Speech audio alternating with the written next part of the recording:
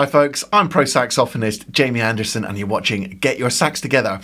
On this week's show, I'm going to show you how you can magpie together a few cool blues licks and then play a fantastic solo in any style. Check it out.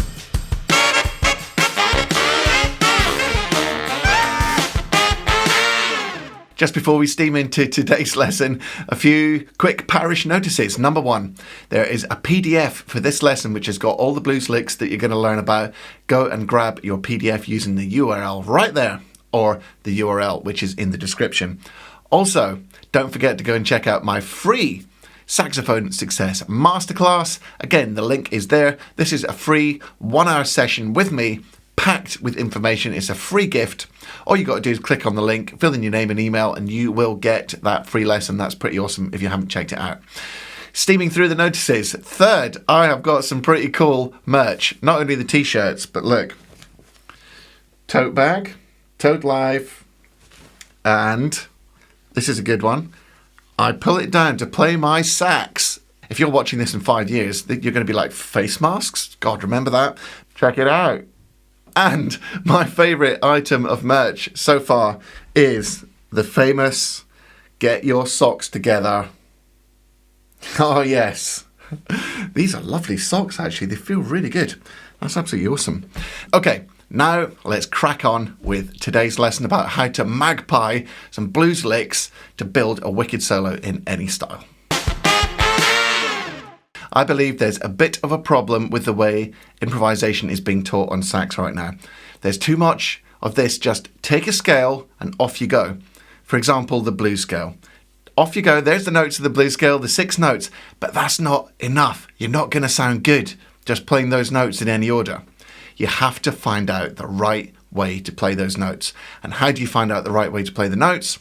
You listen to your favourite players, you transcribe your favourite players. And all this stuff is going to be in my forthcoming course, which is called Improvisation Mastery. So look forward to Improvisation Mastery. I'm slaving away. It's weeks away. It's weeks away, folks. It's going to be so good, I'm telling you. So in this course, I show you how to play great blues licks and how you can apply them across absolutely any style. You might play rock, you might play with DJs, you might play jazz. Doesn't matter, you're about to find out. The blues is the blues.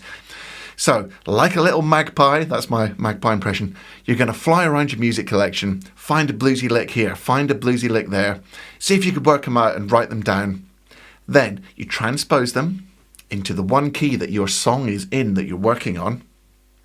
Ideally, you transpose it into 12 keys, but let's just say, you're working on this particular song, you transpose all your little licks that you've collected like a little magpie, you transpose them into the same key, and then you can start working them into the song. Now, I'm not saying make up your whole solo from other licks, which is exactly what I've done on this video. This video is proving a point. That is all. I'm not saying to improvise exclusively from those licks. But the process of learning how those blues licks work is going to inform how you use the scale, and then you can grow into the blues scale knowing how to use those notes effectively. So I've done my little magpie mission around my music collection, and the first lick I've taken is played by Garrett. I was looking at my notes. It's from the tune Happy People Music, and it's from the album Happy People, which was 2002. So this is the lick in its original pitch. Here we go.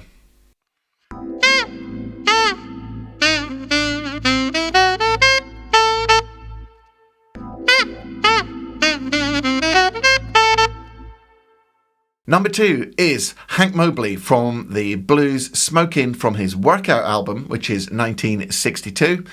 Obviously, Hank Mobley's a tenor player. This is the lick played at its original pitch.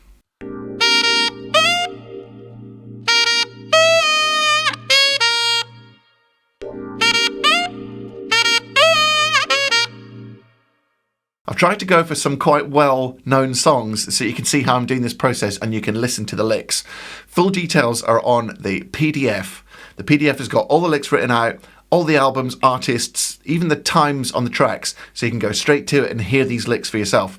I'm not actually going to play the clips because I might get a copyright flag. So, the third lick is by David Sanborn. It's from his famous tune Maputo. which is the track by Bob James and David Sanborn. Obviously, David Sanborn's an alto player, and it's from the Double Vision album 1986. This is what it sounds like at original pitch.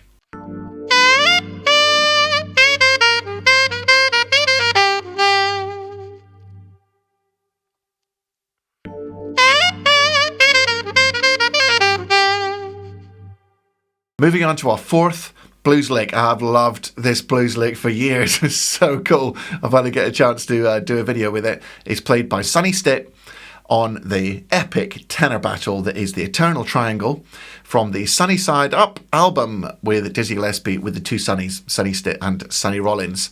It's from the tune, the Eternal Triangle. It's at 4 minutes 16 and it's from the album Sunny Side Up, like I said, which is 1957. You can't see it, but the poster for that album is right next to me on this wall. This is what it sounds like at the original pitch.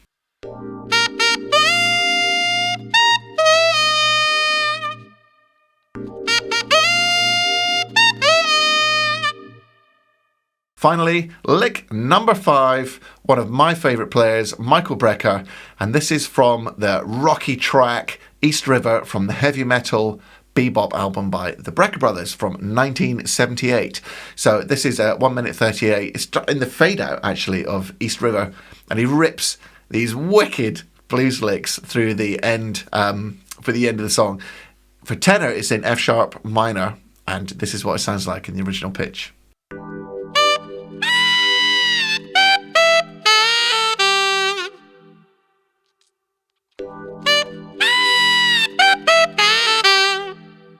So you've now magpied a nice little collection of blues licks, and you can get them all on the PDF using the link in the description for your convenience. What you're going to do now is transpose those licks into one key. Now I've put them all into concert B flat, which is C for tenor and G for alto. Now what I'm going to do now is I'm going to take those licks, I'm going to sort of shuffle them around, play them in a different order, and I'm going to show you how you can make a solo in any style sound absolutely brilliant using only those licks that you've collected. So first of all, we're going to have a blues shuffle, and I'm going to show you the licks in there. Then we're going to go into a kind of smooth funk thing. Then we're going to go into a straight rock. Like you might just play rock in a rock band. You know, a lot of people say, I don't even like jazz. So why would I take your improvisation course because it's all just about jazz? No. Once you can play the blues licks, you can apply them anywhere, and where better to apply them in rock and roll and even straight rock. So rock is next, and then there's the people who like to play with DJs and stuff, and they think, oh, I'm not going to learn jazz either.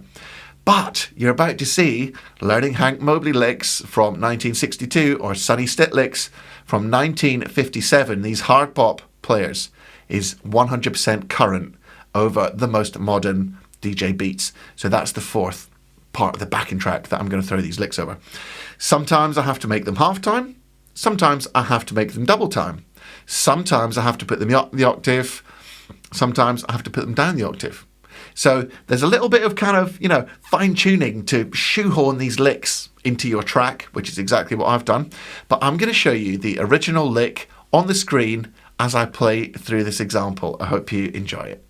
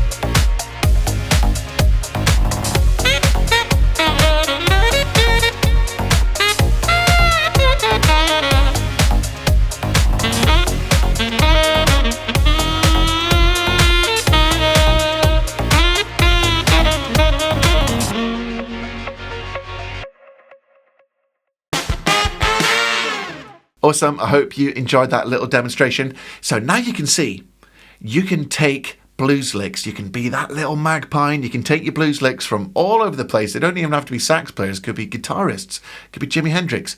A blues lick on a pentatonic is a blues lick and it sounds wicked on everything.